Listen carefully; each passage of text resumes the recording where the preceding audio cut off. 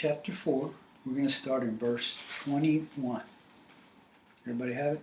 Amen.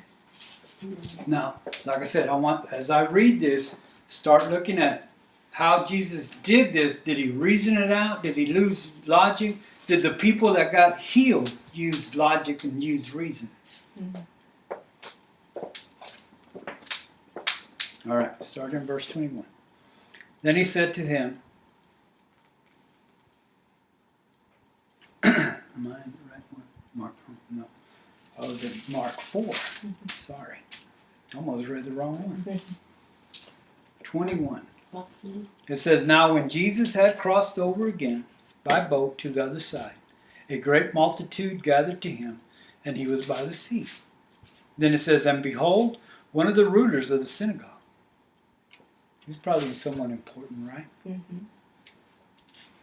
Mm-hmm. He came, Jarvis by name. And when he saw him, he fell at his feet. Now, what would possess a man that saw another man get out of a boat and run up to him and fall on his feet? Does that make any kind of sense? Any reasoning? Can you see? Does that make any sense?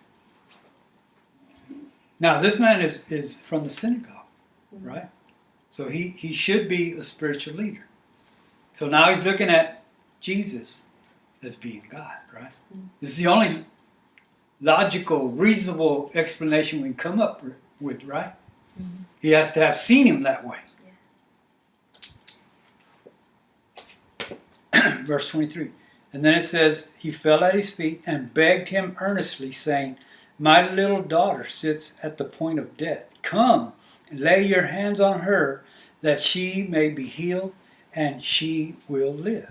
Now, what kind of reasoning is behind putting your hands on somebody and they being healed? In the natural world, it don't even make sense. How am I going to touch somebody and they're going to be healed? Do you see how reasoning and logic just, in the flesh, you're not going to see it. But spiritually, we can understand it. Right? Yes. Mm-hmm. So he tells them, come lay your hands on her and she may be healed. And she will live. So Jesus went with him. So he followed him. Okay, Jarvis, where we going to go? Let's go. Mm-hmm. And a great multitude followed him and thronging him. So they're walking to Jarvis's house because his daughter's about to die. Mm-hmm. And now people are surrounding him. Remember now, he got off the boat. He was at the shore. Mm-hmm. And all the people were already there. And then Jarvis comes running to him, falls at his feet and asks him, come heal my daughter. Mm-hmm. Now it says people were touching him all around. And then verse 25 says, now a certain woman had a flow of blood for 12 years and had suffered many things from many physicians. Now, physicians are good. Mm-hmm. And if it wasn't for physicians, there'd be a lot of Christians that would be dead.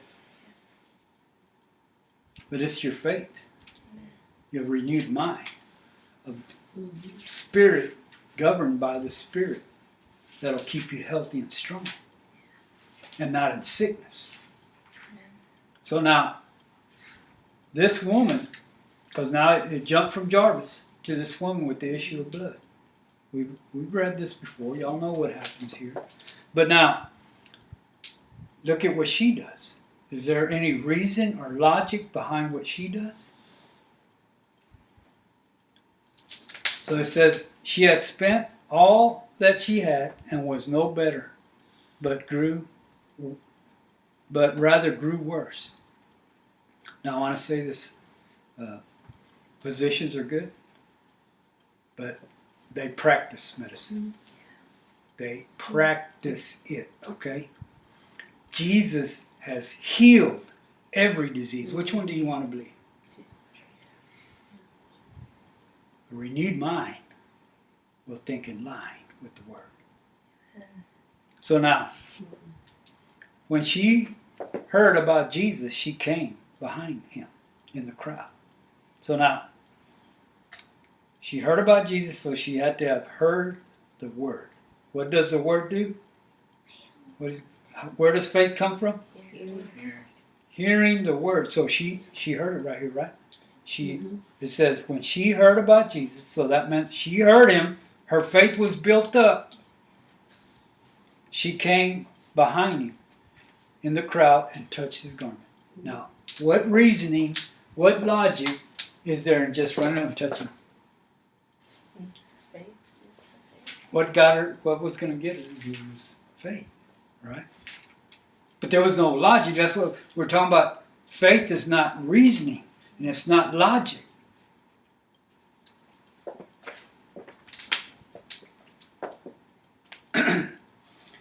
Now it says, for she said, if only I may touch his clothes, I shall be made well. Immediately, once she touched him, the fountain of her blood was dried up, and she felt in her body that she was healed of the affliction. Her faith got her healed. But it was unlogical what she did. When you look at it in a physical sense, not spiritually. So that's why I'm saying reasoning and logic doesn't make sense when faith is there. It doesn't work that way. So now, verse 30, and then Jesus, immediately knowing in himself that power had gone out of him. What kind of power? The force of faith.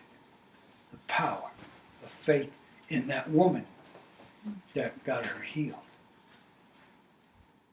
He felt it go out of him. Turned around and in the crowd and said, who touched my clothes? Now the disciples immediately, you got people all around you. How should I know who touched you? But his disciples said to him, you see the multitude thronging you, and you say, who touched me? They can't understand it. What are you talking about? They didn't know what had happened. So he looked around to see her who had done this thing. But the woman, fearing and trembling, knew what had happened to her, came and fell down before him and told him the whole truth. Her faith had got her healed. Her faith in which she had heard the words of Christ. Now, when our spirit and our mind, when the spirit's in control and your mind is renewed, your faith grows.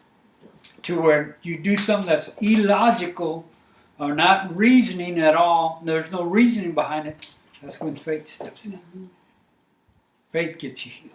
Faith gets results. Then he says, and then he said to her, daughter, your faith has made you well. Go in peace and be healed of your affliction. Now, what she did was totally irrational. There was no reasoning behind it other than she thought in her mind that Jesus could heal me. Jesus has already brought all the healing anyone will ever need. What do you got to do? Have faith to believe it. Now, we go back to Jarvis. Watch what Jarvis does. While he was still speaking, some came from the ruler of the synagogue's house who said, your daughter is dead. So now they're coming to Jarvis and telling him, man, your daughter's dead, dude. But look at how Jarvis reacts. You would think that he would be flabbergasted, would be ready to fall down and mourn because his daughter died, right? They tell him, why trouble the teacher any further? As soon as Jesus heard the words that was spoken, he said to the ruler of the synagogue, which was Jarvis, do not be afraid, but what? Only believe. So, should we be fearful of any kind of disease? No. Only believe. Let your faith rise up. Believe. So he's telling him, don't be afraid. Just believe. And he permitted no one to follow him except Peter, James, and John, and the brother of James. So now he got all the people away from him. They get to Jarvis' house now, right? Then he came to the house of the ruler of the synagogue, Jairus, and saw a turmoil, and those who wept and wailed loudly. So he goes into the house, everybody's crying and mourning, the little girl's dead, and he walks in, and when he came in, verse 39, he said to them, "Why make this commotion and weep? The child is not dead, but sleeping." Now, tell me if that makes any sense. They were just told she's dead. Did Jesus believe it? No. He wasn't believing what they said. Was there reasoning behind it? There was no reason. It wasn't logical what he was doing. Even though he was told she's dead. Now watch what Jesus does. And they laughed him to scorn when he said, well, she's only asleep. All these people were crying and mourning. Well, she's dead. So they started laughing at Jesus. Were there people controlled by their spirit? These people weren't not controlled by their spirit. They started laughing at him. What do you mean she's asleep? She's dead. And the Bible says they laughed at him because he said she's only asleep. But he said, but when he had put them all out, so now he's gotten to the house, there's all kinds of commotion. They started laughing at him, so he throws them all out the house. Get out. He took the father and the mother of the child and those who were with him. Who was with them? 4 apostles, right? And entered where the child was lying. Then he took the child by the hand and said to her, Tabitha, come ye, which is translated, little girl, I say to you, arise. Does that make any sense? Is there any logic about what he did? Do you have faith enough to go touch the dead and they rise up? Amen. He did. Jesus had the faith. So as you can see, as we're going through this, you can see there's no logic. There's no reasoning about how he did, how he conducted what he did. He did it all on faith. And then it says, immediately the girl arose and walked, for she was 12 years old. And they were overcome with great amazement. But he commanded them strictly that no one should know it, and said that something should be given to her to eat. There was no reasoning, no logic at what Jesus did. The ministry of Jesus was never governed by logic or reason. It was governed by the power of faith.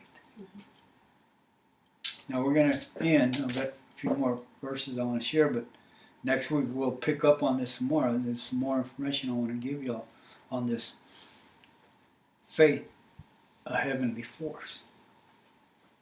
Now, next week we'll continue to discuss the force of faith. One of the biggest problems many have today is they want to receive results through their intellect and logical thinking. That's what they want to reason it out. Try to, this is logical, this will work. When it ain't all about that. We are not to be led by logic or reasoning, but by the Spirit that lives in us. Now,